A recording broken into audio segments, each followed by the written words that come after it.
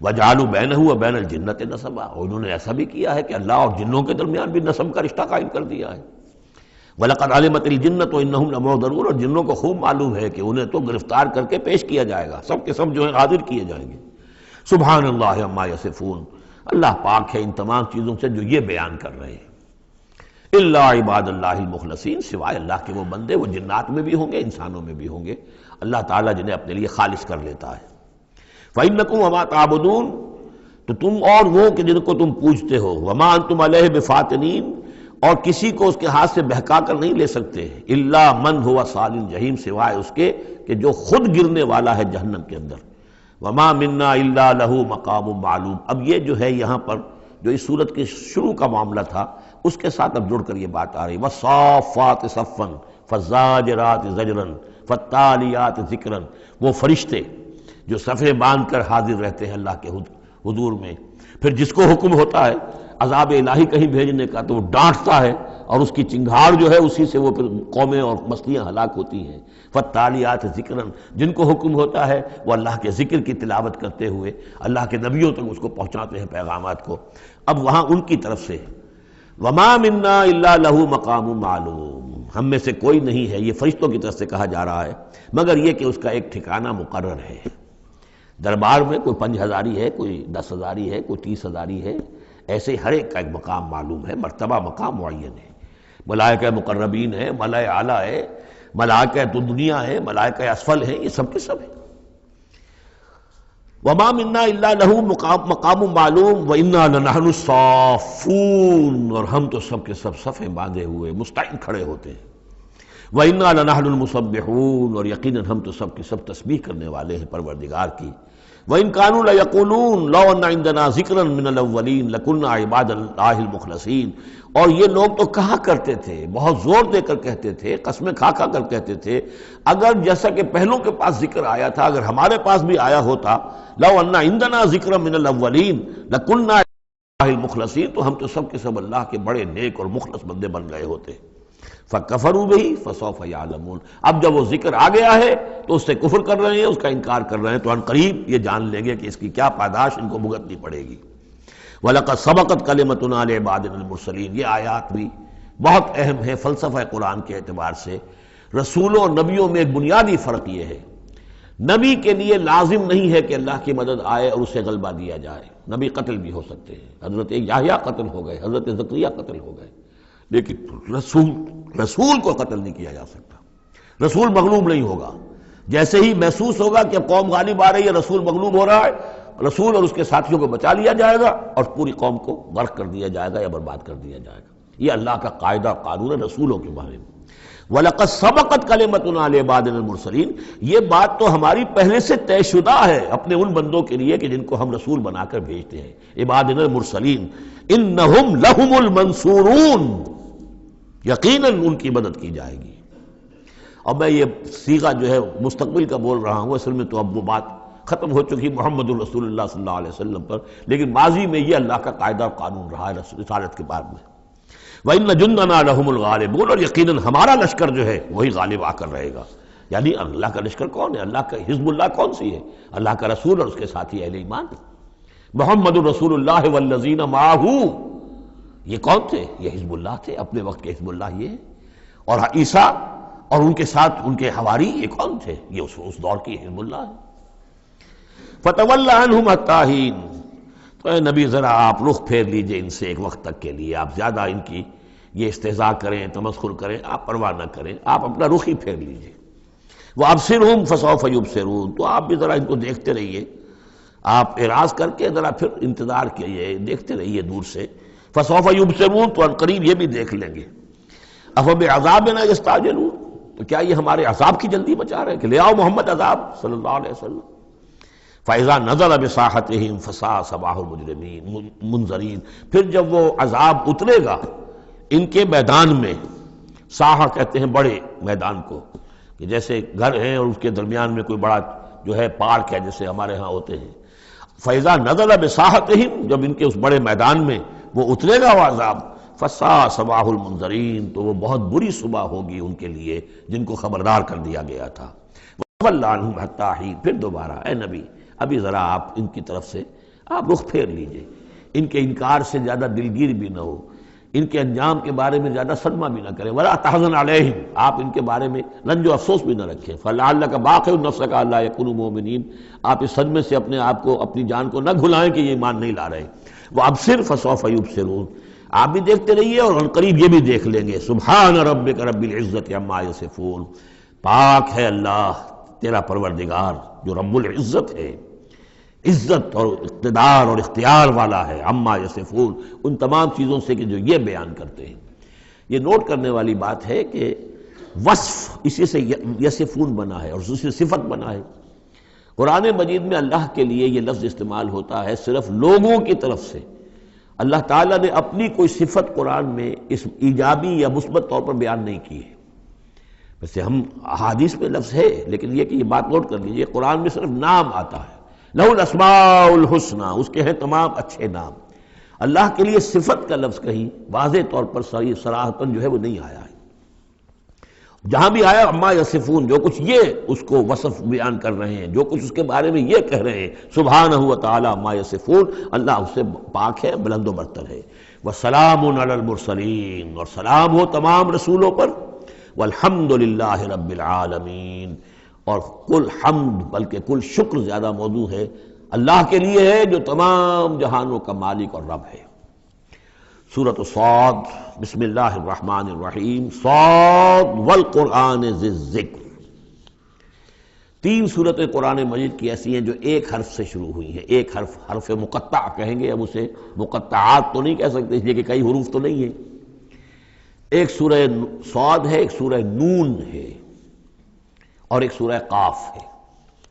یہ سورہ صاد جو ہے یہ اس گروپ میں ہے، اس میں جو ہم پڑھ رہے ہیں جس کا مرکزی مضمون ہے توحید۔ سورہ قاف پہلی صورت ہے اس گروپ، ان دو گروپوں کی کہ جن کا مرکزی مضمون ہے آخرت اور انذار آخرت، اور سورۃ القلم بالکل ابتدائی دور کی ہے۔ صاد والقرآن ذی الذکر، یہ بھی نوٹ کر لیجئے کہ صاد پر یہاں آیت نہیں ہے، ایک حرف جہاں آیا ہے وہ آیت نہیں ہے، البتہ دو پر حامیم، یاسین یہ آیت ہے، طٰہٰ یہ آیت ہے، لیکن کہیں کہیں تین پر بھی آیت نہیں، الف لام را آیت نہیں ہے، الف لام میم آیت ہے۔ تو یہ ساری چیزیں جو ہیں میں نے ابتدا میں جو تعارف قرآن پر تقریر کی تھی، یہ سب توقیفی چیزیں ہیں، یہ کسی کی اجتہاد کے نتیجے میں اور کسی گرامر کے اصول سے، کسی بیان کے اصول سے اس سے کوئی تعلق نہیں۔ توقیفی کا مطلب کہ حضور صلی اللہ علیہ وسلم کے بتانے پر موقوف ہے، جو آپ نے بتایا بس وہ ہے جو ہم مانیں گے۔ والقرآن ذی الذکر، اور قسم ہے اس قرآن کی جو ذکر والا ہے۔ اب ہم وہ صورتیں بھی پڑھ چکے ہیں جن میں قرآن کو از ذکر کہا گیا ہے، یہاں ذی ذکر کہا گیا، ذکر والا قرآن جس میں ذکر ہے اللہ کا۔ فیہ ذکرکم، یہ بھی ہم پڑھ چکے ہیں، لیکن از ذکر انا نحن نزلنا الذکر وانا لہ لحافظون، ہم نے ہی یہ از ذکر نازل کیا ہے، دی ریمائنڈنگ، اور اس کے اندر ریمائنڈنگ ہے، یہ ریمائنڈنگ کا حامل ہے، بات ایک ہی ہے، لیکن یہ کہ اس کے بعد قسم کے بعد مقسم علیہ یہاں نہیں ہے۔ قسم کس چیز پر کھائی؟ قسم ہے اس قرآن کی جو ذکر والا ہے، مقسم علیہ کہاں ہے؟